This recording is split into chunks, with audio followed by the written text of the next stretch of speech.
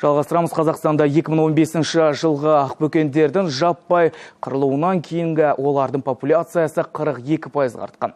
Бұл туралы Ұлы дала қазынасы атты республикалық киіктер тобырын қорғайтын акция барысында белгілі болды. Дүниесіндегі ақбөкендердің 95%-і біздің елімізде мекендейтіні белгілі. Естеріңізде болса, 2 жыл бұрын пастереллез дертінен кейін жаппай қырылған олардың саны 108 мыңға дейін төмендеп кеткен еді. Ал биылғы санақ бойынша киік саны 152 мыңға жеткен.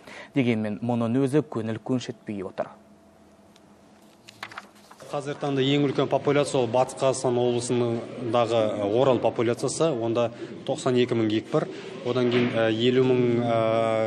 50 шақты мың киік осы Бетпақдала популяциясында, бұл Ақмола облысы, Қарағанды облысының солтүстігі, Қостанай облысының оңтүстігі, осы аймақтар.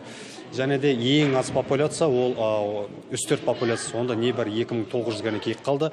Бұрындары бұл популяцияда 90 жылдары 300 мыңнан астам киік болатын.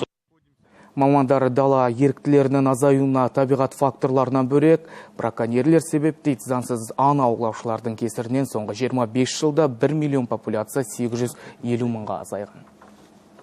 Ақмола облысының аумағында 2017 жылы 7 қылмыстық іс қозғалынды.